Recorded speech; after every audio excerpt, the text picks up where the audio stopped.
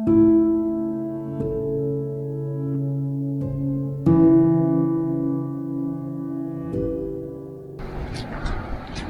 so I saw the Portuguese built the Mina Castle around 1482. And the Portuguese built the Mina Castle. Some of the Portuguese came here and stayed here for about 100 years. The Portuguese who were here didn't construct anything like a castle because they were already having the Mina one. There was no need for them to set up a new structure here.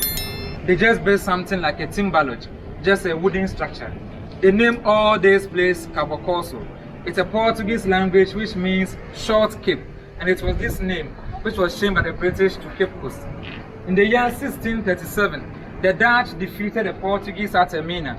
They captured the Mina Castle from the Portuguese. So the Portuguese who were there, those who were here, were supposed to leave. Here became a vacant. The Swedish were here for 5 years. When the Swedish were here, they changed that wooden structure to a fort called Fort Carrickfergus. The Danes came here for 3 years. The Dutch who defeated the Portuguese at Mina came here, fought the Danes, for the Danes to move from here to Accra to build Osu Castle. Then the British were here. It was the British who developed the castle to what we are seeing today. And when they were here, they were expecting other European countries to come and fight with them here. So they brought all these cannons up there. And they built 2 forts to protect the castle. The first fort was called Fort Victoria. Please, we come to this side. Up there you can see there's a building in the bush far away. Yes. That's Fort Victoria. Soldiers are there, soldiers are in the castle here. Those up there see afar when an intruder is coming. And because there was nothing like mobile phone, those up here will prompt the soldiers by using red flag in the morning, reflection of the mirror afternoon, then torchlight in the evening as a form of communication. So the soldiers will be standing here. There is a hole here which points straight to the fort up there. So he will stand here and receive the signal up there that someone is coming.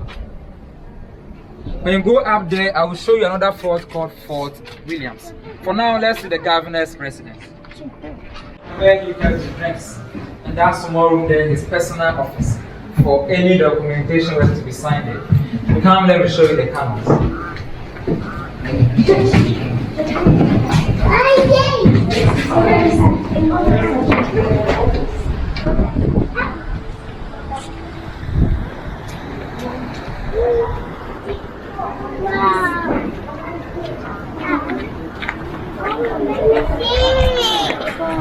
Alright, so these are cannons and these are cannonballs.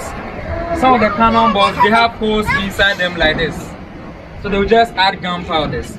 They will put it at the top here, they will light it up at the bottom here. And because of the gunpowders inside, when it touches the incoming ship, it will explode. Those without holes inside them like this, they just create holes within the ship for it to sink. So that was the British, their strategy here, that they used to stay here for about 296 years. 113 for colonialism, 183 for slave trade. We take few pictures here, under 2 minutes, we continue from here. This isn't the original door. The original door was very short and narrow, and it was designed for only one person to pass through at a given time. It became a bigger door today because some years back, Cape Coast was the first capital town of Ghana before it was moved to Accra. And this castle was the seat of government during the colonial time. So they have to change that short door to a bigger one like this.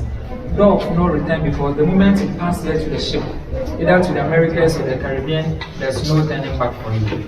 Door of no return, because the moment you will lose this route, you will lose your connection, your identity, your friends, your family. You won't even get a chance to say goodbye to your family.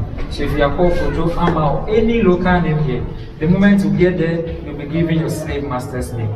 Today we are not slaves anymore. So we all use the door of no return like our ancestors did. But for us, we shall return.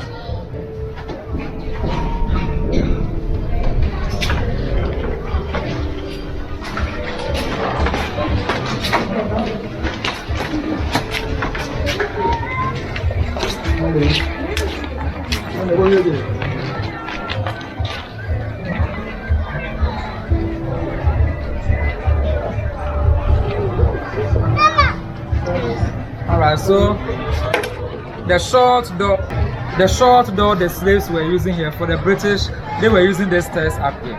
We call it the golden stairs. The sea was just down here. Before the sea defense there was constructed about 4 years ago. So meaning the smaller boats will come and pick them from here to the bigger ship, because the bigger ships were not able to come to the shores here. And the Europeans were here. All this place was called the Europeans' beach. It was only meant for them to do whatever they want to do there. No black man or woman was allowed to come there or come here.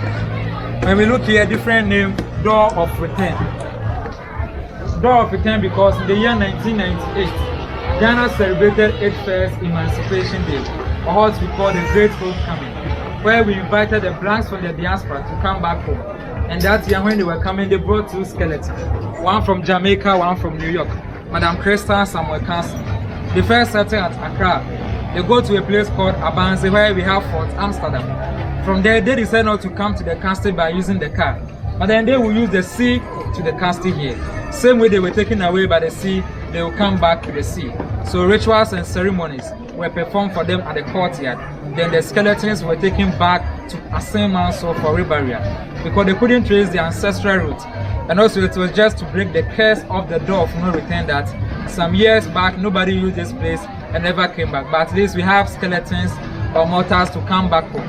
That's why we have the door of return here. We all go inside there, then we sum up everything from there. Then I take you back to the cell. Please let's go. Door of no return, and we come back. The best caption we can give everybody here is Akwaaba, that you are welcome. Also, we try to share a message across because we believe when the Europeans came here, if the blacks came together to fight with them, we don't think the slave would have been that successful because everybody was like, I don't care. That's why they're able to stay here for a long time.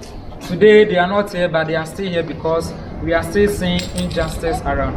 In the year 1992, during the Pana Fair celebration, all the chiefs in Ghana here came together just to render an apology to we Ghanaians that they are sorry because some of their predecessors were involved in the trade.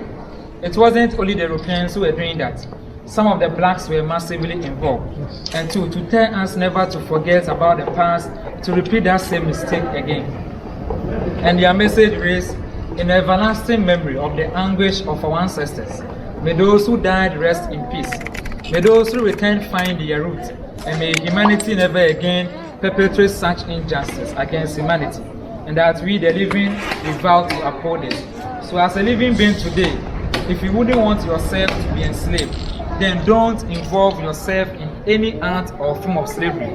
Like Martin Luther King Jr. once told us, he said, injustice anywhere is a threat to justice everywhere. And that we are caught in an inescapable network of mutuality. We are tied in a single garment of destiny. And that whatever affects one directly, it affects all indirectly. The dungeons are empty today, symbolizing end of slavery, but then it is still going on in different dimensions. We all should be an each brother's keeper because Malcolm X said they will use one of us to kill one of us just to say it was one of us. So we all should be vigilant in whatever we are doing just to make the world a better place for us to live. Once again, I'm called Richard and it's a pleasure to be your guide. Thank you for coming. Thank you very thank much. you. Thank you. Well done.